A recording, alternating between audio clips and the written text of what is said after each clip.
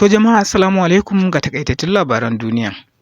Sabon shugaban addini na ƙasar Iran ya fara aiki gadan-gadan, inda ya aika wani zazzafan martani zuwa ga ƙasar Amerika da ƙasar Isra'il, inda yake cewa ƙasar Amerika da ƙasar Isra'il sun kashe mana Ayatollah, kuma sai sun yi nadaman wannan aika-aikan da suka aikata mana, sai sun gwammace daman sun bar Ayatollahi a raye ba su kashe shi ba. Sabon shugaban riƙo na ƙasar Iran ya ƙara da cewa inda Amerika da Isra'il sun san irin tarin makaman da muke da su, da ba za su tangalo mu da yaƙi ba. Muna da isassun makaman da za mu dinga tura roket-roket guda 400 a kowace awa ɗaya, kuma za mu ɗauki tsawon shekaru muna yi ba tare da kayan aikinmu ya ƙare ba. Lallai ƙasar Amerika da ƙasar Isra'il za su karɓi mummunan hukunci na abin da suka aikata. Duk da cewa mu ba mu fiye yin surutu ba, nuna cewa mun kai wani matsayi ko mu muke da wani matsayi. Abin da muke nema a wajen al'ummar musulmi shine a taya mu da addu'a. A taya mu da addu'a ko da yaushe. To jama'a a daidai wannan lokaci za ku saurari wani ƙarin bayani a bakin wani masani mai bibiyan abubuwan da yake faruwa. Ana yaɗa cewa Firaministan Isra'il Netanyahu ya mutu a wani hari da ƙasar Iran ta kai masa. Shin wannan labarin da ake yaɗawa gaskiya ne ko kuma bai tabbata ba? To, Malam Aliyu ina maka barka da wannan lokaci tare da dukkanin masu sauraron mu, kuma ina fata Allah Ubangiji ya karɓi ibadunmu cikin wannan wata mai albarka na Ramadan. So, a taƙaice yaƙi tsakanin ƙasashen nan guda uku, Iran, Amerika da Isra'il ba wani sabon al'amari ba ne, abu ne wanda an jima ana fafatawa, musamman tsakanin Iran da Isra'il. A 'yan kwanaki kaɗan ko a 'yan shekaru kaɗan ma an fafata, a ƙarshe da aka ga Isra'il ɗin ba za ta iya kai labari ba, sai Amerika ta zo ta shiga tsakani ta ce za ta yi sulhu. Aka yi sulhu. To still yanzu kuma ana cikin zaman sulhu tsakanin Amerika da ita Iran ɗin, ko zaman sulhun ma in ka san abin da ya faru za ka ga kawai ana so a nuna fin ƙarfi ne. Wai ana so Iran ta dakatar da shirinta na ƙirƙirar nukiliya, kuma waɗannan ƙasashen duka suna da nukiliyan. Sannan kuma ta ɗauki wannan sinadaran da ake ƙirƙirar nukiliyan ta miƙa wa Amerika.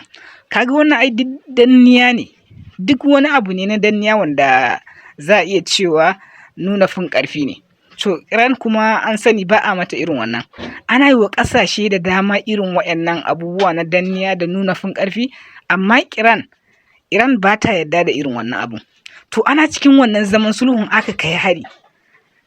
Suka kai hari na farko inda Ayatollah yake, ba su samu nasara ba. Still a cikin dare suka ƙara kai hari. A wannan harin na biyu ne suka kashe shi.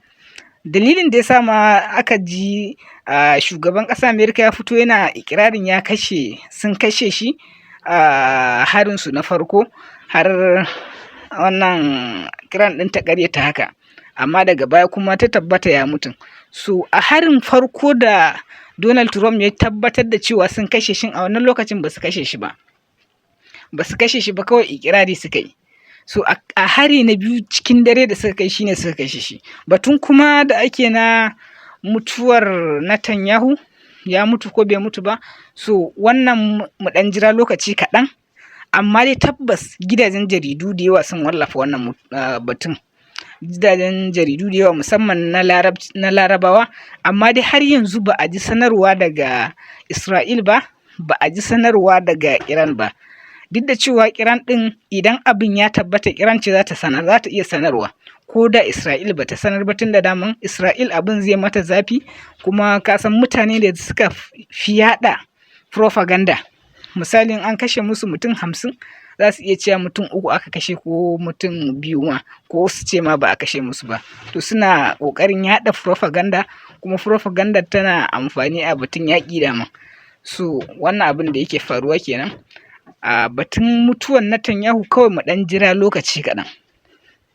Tabbas wasu gidajen jaridu sun wallafa, amma dai abin bai tabbata ba, tunda har yanzu ba a gani a wasu manya-manyan gidajen jaridu ba. Amma idan abin ya tabbata ba zai ɓuya ba, nan da ɗan kwana 2, ko in ce kwana 1 zuwa 2 ma, abin zai bayyana, kowa ya sani, idan har ta tabbata ya mutu ɗin. Ai ita mutuwa ba ta ɓuya. So a taƙaice kenan Malam Aliyu, wannan shine ɗan sharhin da zan muku, sai dai kuma duk abin da ya ɓullo zuwa gaba in Allah da za ku ji ni. Assalamu alaikum wa rahmatullah. To Malam Abba muna godiya da wannan takaitaccen sharhi da ka yi mana a daidai wannan lokaci. To jama'a idan wannan shine farkon ziyartar ka wannan channel muna roƙon ka da ka danna mana alamar subscribing domin ƙarfafa mana gwiwa akan mu ci gaba da kawo maka sahihan labaran da suke faruwa a cikin wannan duniya tamu. Dan uwa assalamu alaikum wa rahmatullah sai mun haɗu a bidiyo na gaba. Da fatan za a danna liking da sharing.